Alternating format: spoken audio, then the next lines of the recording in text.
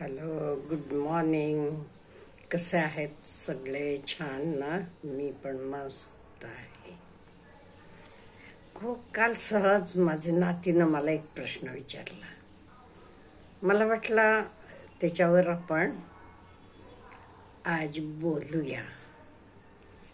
तिनं विचारलं, आजी आपण आता नदीत स्नान करतो, काशीला गेल्यावेळा गंगेत स्नान करतो, नरसोबावाडीला गेल्यावेळा आपण तिथे कृष्णा नदीत स्नान करतो, ओंकारेश्वरला गेलं की नर्मदेत स्नान करतो. अगं खरं नदीत स्नान करून आपली पाप धुतली जातात का? का म्हणजे तिला कोणतर सांगितलं होतं किंवा तिचे वाचनात आलं होतं, आपण नदी स्नान केलं की आपली सगळी पाप धुतली जातात असं. किंवा अनेक तिनं प्रश्न विचारला, आजी मी काही पाप केलं नाहीये, मग मी कशाला आंघोळ करू, किंवा मी आंघोळ केलं की काय उपयोग, असे तिचे प्रश्न होते. लहान मुलं माहित आहे भरपूर प्रश्न विचारतात आणि आपण त्यांचे प्रश्नांना उत्तर पण द्यायला पाहिजे. आणि आपल्याला कित्येक वेळेला प्रश्न असे पडायचे लहान असताना, पण आपण विचारत नव्हतो. का म्हणजे तेव्हा काय म्हणायचं, कोणी प्रश्न विचारायचे नाही, तोंड बंद. हल्ली तसं नाहीये. हल्ली मुलांची क्युरिओसिटी असते, त्यामुळे मुलांनी विचारलेले प्रश्नांना आपण उत्तर द्यायचं, असं काळ बदललेला आहे.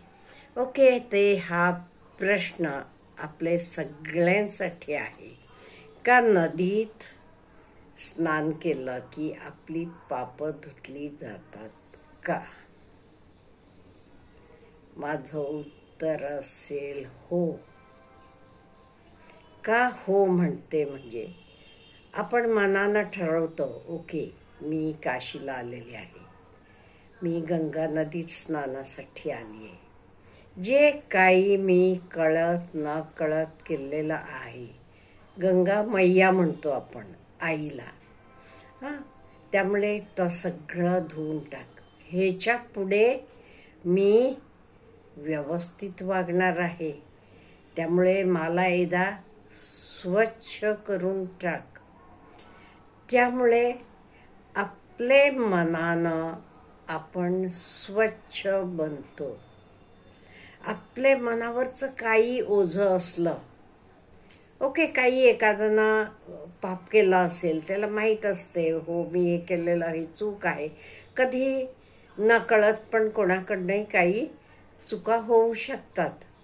अशा वेळी त्याचे मनाला काय वाटेल, ओके मी आता गंगा स्नान केले, त्यामुळे आता मी शुद्ध झालोय, past is buried and gone. माझं पास्ट, माझं भूतकाळ सगळा संपलेला आहे. आता मी नवीन गोष्टीसाठी, नवीन काही कामासाठी तयार झालेलो आहे. ही भावना आपले मनात येते. अहो, आपले पूर्वज कित्येक वेळेला आपण बघतो, ते काही मूर्ख नव्हते, ते खूप शहाणे होते. फक्त तेव्हाची उत्तर द्यायची कला किंवा मेथड वेगळी होती. आत्ताची आपली उत्तर द्यायची मेथड ही सायंटिफिक आहे. एवढा फरक आहे बऱ्याच गोष्टींना. आता पूर्वी कसं म्हणायचे, सोवेळं आंघोळ करून स्वयंपाक अमुक तमुक. आज आपण सोवेळा मानत नसू, पण आपण क्लीनलीनेस मानतो. त्यामुळे स्वच्छ आंघोळ करून धुतलेले कपडे घालून स्वयंपाक केलेला चांगलं. बाहेरनं येताना पाय धुवून यायचं. हे कशासाठी, बाहेरनं कुठूनही आपण आलेलो असतो, म्हणून आपले पाय स्वच्छ करून, घरात धूळ किंवा काही घाण यायला नको म्हणून ते पाय स्वच्छ धुवून यायची पद्धत. म्हणजे पूर्वीचे काही आपलं past wisdom, it is really wisdom. तुम्ही काही म्हणा, आपल्याला हे काय हे सगळं पूर्वीचं मानतात, अमुक तमुक. पण पूर्वीचं विजडम पण विजडम होतं. फक्त तर आपल्याला कम्युनिकेट करायची मेथड त्यांची वेगळी होती. काहीतरी भीती घातली जायची किंवा असं केलं की असं होईल. नाही, आज आपण प्रत्येकाला सायंटिफिक उत्तरं देतो. आणि नदीचे पाण्यात आंघोळ करताना आणि एक नदीचं पाणी वाहतं असते.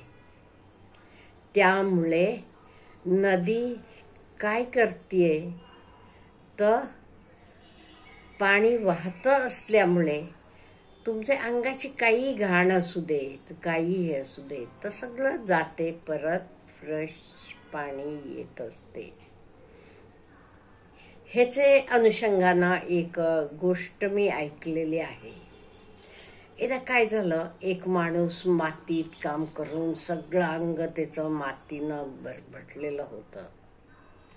तो एका तळेपाशी येतो आणि ते तळेला म्हणतो, मी येऊन तुझेत स्वच्छ होऊ का? तळेचं पाणी एकदम स्वच्छ असते. तळा म्हणते, नको बाबा, तू येऊन माझेत उडी मारलीस तर काय होणार? माझं पाणी पण सगळं घाण होणार. नाही नाही, येऊ नकोस, असं म्हणते तळ. आणि नंतर तो तिथे जवळ एक नदी वाहत असते. ते नदीपाशी जातो. नदीला म्हणतो, हे बघ, माझे हात पाय सगळं मातीत ते करून घाण झालेलं आहे. मी तुझेत येऊन एक उडी मारू का? तुझे भावानं तर तळेनं मला सांगितलं येऊ नकोस, माझं पाणी घाण होईल, येऊ नकोस असं म्हणाला, म्हणून मी तुला विचारतो. तसं नदी म्हणते, अरे ये, तेच काय, ये स्वच्छ हो. मी तरी इथे सगळ्यांना स्वच्छ करायलाच बसलेली आहे. ये ना, काही काळजी करू नकोस, बिनधास्त ये. इथे आपल्याला काय दिसते? हे नदीचं मोठेपण दिसते. त्यामुळे आपण नदीकडनं काय शिकायचं आहे? फक्त स्नान करून आपलं पाप नाश होते म्हणून नाही. नदी कंटिन्युटी नदीची चालू असते. तसंच आपल्या आयुष्याचं पण कंटिन्युटी चालू असायला पाहिजे. आपण कुठेही थांबायचं नाही. Our life should go on and on. It has no end. End म्हणजे आहे एंड. कधी?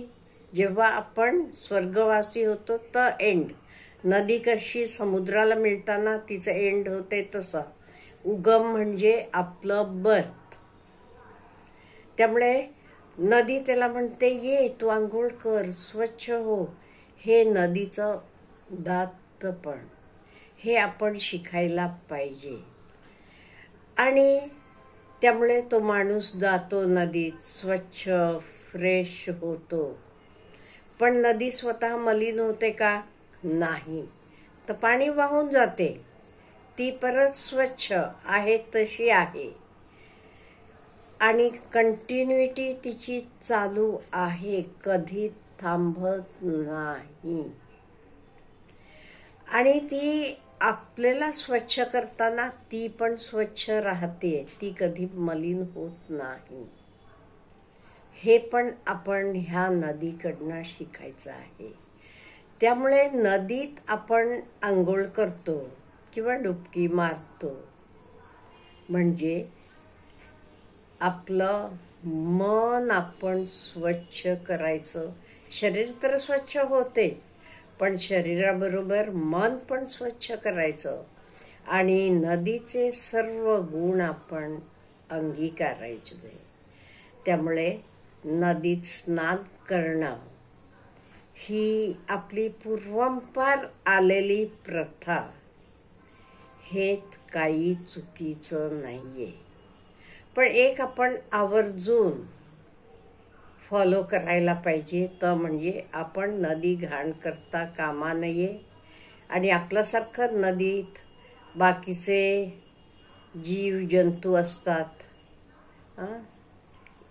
त्यामुळे त्यांना पण धोका पोचण्यासारखं आपणही साबण म्हणा तर हे सगळं वापरणं थांबवायला पाहिजे का, म्हणजे तिथे पण बरेच सी ॲनिमल्स असतात. इन द सेम वे बाकी काही नॅचरल नदीत म्हणा समुद्रात म्हणा वाढणारे सस्य पण असतात. त्यामुळे हे कोणालाही हानी न करता आपण नदीत स्नान करू.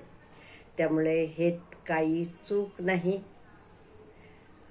नदीत स्नान करणं हे एक पुण्यकाम आहे. नदीत स्नान करून आपण मनानं शरीरानं फ्रेश ताजेतवाने होऊ.